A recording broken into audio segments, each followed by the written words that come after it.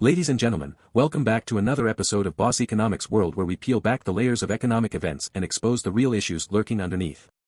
I'm your host, and today we're diving deep into the latest development from Europe, the European Central Bank, ECB, cutting interest rates faster and more aggressively than anyone originally foresaw. But in the grand scheme of things, is this a masterstroke of economic strategy or a desperate attempt to keep a ship from sinking? How did we get here, and more importantly, what economic headaches does this really point to? Strap in, folks, this rabbit hole goes deeper than you might think. As reported by Bloomberg, the ECB is planning to accelerate its pace of interest rate cuts to kickstart what can only be described as a crumbling economy.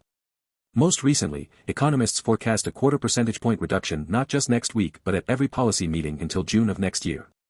This would send the deposit rate down to 2%, a figure that, earlier in the year, wasn't even expected to hit until well into 2025. Clearly, the timeline has been fast-tracked. But why?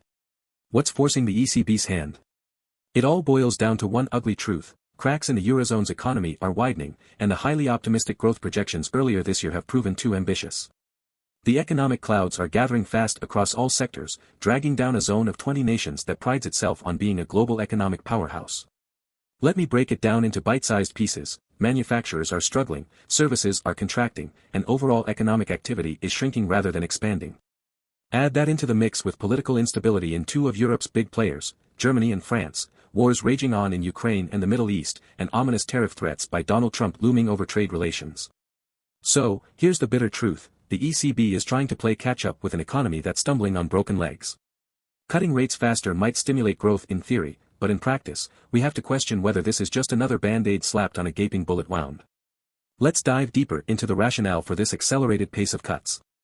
Typically, rate cuts are designed to lower the cost of borrowing, boost consumption, encourage lending, and support expansion in both the industrial and service sectors. But this rush by the ECB shows clear signs of desperation, a sharp pivot from their previously careful, gradual approach. Not long ago, the ECB adopted a cautious stance, ensuring rates stayed high enough to keep inflation in check while also protecting growth prospects. But apparently, that vision is becoming murkier as policymakers now realize that overly restrictive policies may suffocate the economy at a time when it needs room to breathe. In layman's terms, if they don't act now, they risk sending the Eurozone into a prolonged and maybe irreversible downfall. What's even more interesting is that political infighting and instability are making Europe's economic situation worse. Look at Germany and France, two key economies that can usually be counted on for stability. Well, not anymore. Germany's political vacuum and France's structural weaknesses have rattled investor confidence and led to dips in market performance. How can you expect investors to take bold risks when the very governments running the show can't even hold their ground? Oh, and this dangerous mix brings in another question: is the ECB too late? If we take a look at the services and manufacturing sectors, they've both been sliding into contraction. Output is declining, while workers and businesses alike are uneasy about the future. The European economy didn't hit the pause button, it's in full reverse. At this point, small, incremental tweaks no longer seem sufficient. It's like trying to bail water from a rapidly sinking ship with a thimble. Just when you think things couldn't get worse, you've got the hawkish specter of Donald Trump hovering hopefully just out of Europe's backyard. Trump's threats of trade tariffs represent another ticking time bomb for the European economy. And let's not forget the grinding wars playing out in Ukraine and the Middle East, which are disrupting supply chains, spiking energy costs, and fueling uncertainty across the continent. Remember, this isn't just penny-ante stuff. Rising energy and food prices, disrupted logistics chains, and an escalating refugee crisis are casting additional shadows over Europe's economic forecast. And what do central bankers fear more than anything else? Uncertainty. The problem is, Europe is getting hit with it from every side. So, because of geopolitical issues, the ECB doesn't just have to balance recession risks, it also has to defend itself against potential inflation spikes caused by rising costs from disrupted trade. This explains why getting the policy balance right seems like trying to ride a turbulent, high-altitude wave. Now, let's talk about investor sentiment. As we all know, financial markets have an uncomfortable jockeying relationship with interest rates and policy decisions. Whenever a central bank maneuvers as frequently, or abruptly, as the ECB is now doing, investors quickly start questioning the institution's overall clarity of purpose. Take French bonds, for example. The spread between French and German bond yields is flirting with levels we haven't seen since the euro crisis of 2012. Is anyone willing to recall how catastrophic that was for the banking system and market confidence? The ECB's recent moves are walking uncomfortably close to the line that separates emergency policies from outright panic. And yet, policy confusion muddles the landscape further. Even within the governing council of the ECB itself, there isn't full agreement on optimal strategy. Chief economist Philip Lane has placed the neutral rate, the rate at which monetary policy neither stimulates nor restricts the economy, somewhere between 1.5% and 2.5%. But there's no consensus. Some analysts expect a neutral rate as low as 2%, while others shout for something more restrictive. To add to this quagmire, there's speculation swirling around whether the ECB will go for a 50 basis point cut at one of their future meetings. A larger than usual slash would be a bold move, sure. But bold moves usually come with a heightened risk of backfiring, especially in an environment as fragile as Europe's right now.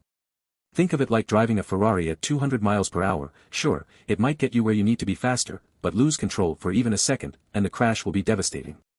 Let's talk inflation. If analysts were already concerned that inflation might overshoot, the tide seems to be turning, with almost two-thirds now worried about undershooting the ECB's 2% target. This shift is critical because it represents a shift in focus from worrying primarily about inflation to worrying about growth. Meanwhile, growth projections are also expected to be sliced down, particularly for 2025, according to a Bloomberg survey of economists.